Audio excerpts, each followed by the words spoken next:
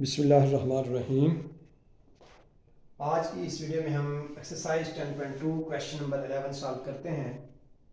Prove that cos 19 plus sin 19 और cos 19 minus 7 sin 19 is equal to 10 64। बहुत ही आसान question. इस क्वेश्चन में हमें सिर्फ एक बात याद रखनी है, वो मेन बात ये है बेटा, tan 45 डिग्री हमारे पास क्या होता है। tan 45 डिग्री की वैल्यू अगर हम फाइंड करते हैं, इसको tan π/4 भी कहते हैं, ये 1 के इक्वल है। अब चलते हैं इसके मेन सॉल्यूशन की तरफ। tan 64 और 19 का आपस में रिलेशन 45 को इस्तेमाल करते हुए हमने बनाना है। तो इसके लिए राइट हैंड साइड जो हमने कंसीडर की, now we solve right hand side is equal to tan 64 degree. अब बेटा इसमें tan 64 में 45 का और 64 का आपस में रिलेशन अगर हम देखें तो हम ये लिख सकते हैं tan 45 प्लस 19, 45 प्लस 19 अगर हम करते हैं तो बेटा किसके इक्वल है, वो हमारे पास 64 के इक्वल बनता है। अंडरस्टैंड? tan 64 को वैसे ही 64 इज इक्वल टू 45 प्लस 19 करेंगे तो ये हमारे पास इक्वल है। अब इस जगह पर हमने आइडेंटिटी यूज कर देनी है। वो कौन सी आइडेंटिटी है? नो यूज, वो हमारे पास है बेटा tan alpha plus beta is equal to tan alpha plus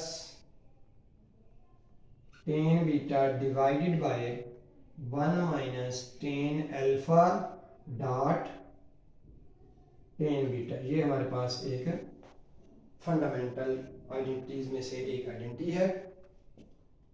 trigonometric identities जो 6 मैंने कही थी उनमें ये भी शामिल है। अब इसमें हमने जब रिप्लेस किया, अल्फा की जगह पर 45 है, बीटा की जगह पर 19 है, तो बेटा ये हमारे पास फॉर्म बन गई tan 45 degree plus tan 19 degree divided by 1 minus tan 45 degree dot tan 19 degree. अब नेक्स्ट में वो आपके पास सबसे पहले मैं बता चुका हूँ कि tan 45 डिग्री 1 है। हमने एक ये वाली फॉर्म यूज कर लेनी है और दूसरी फॉर्म जो हम जानते हैं tan थीटा इज इक्वल होता है बेटा sin theta over cos theta. ये दो बातें इस क्वेश्चन की जान है।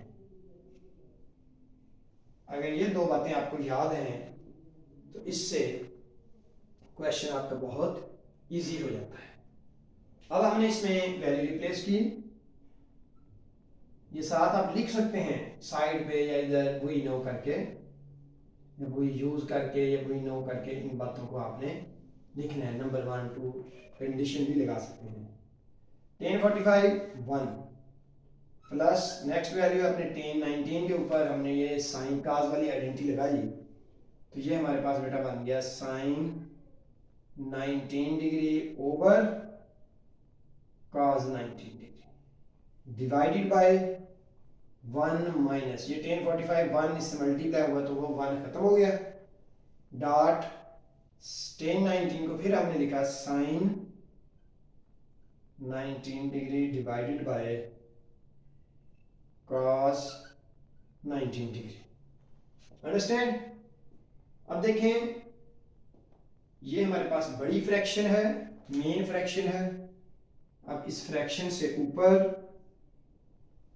अलहदा से एलसीएम और नीचे अलहदा से एलसीएम, तो दोनों एलसीएम लेने के बाद हम कैंसिल कर सकेंगे। तो जब एलसीएम आएगा बेटा वो हमारे पास आएगा cos 19, ये बन जाएगा 1 से मल्टीप्लाई होगा तो ये हो जाएगा cos 19 प्लस साइन 19 डिग्री।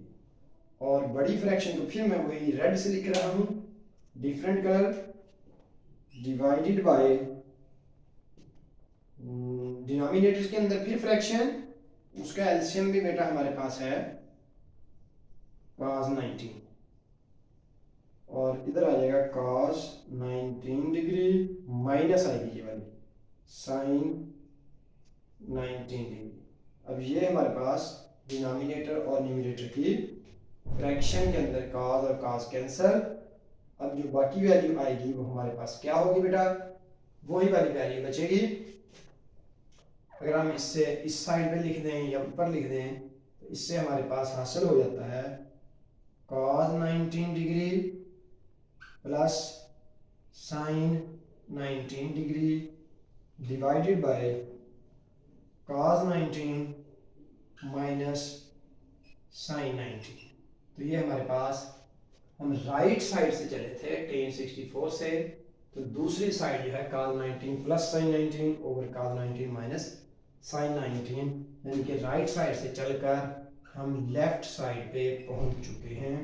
इसका मतलब ये हुआ कि right hand side is equal to left hand side. तो हमारा क्वेश्चन प्रूव हो चुका है।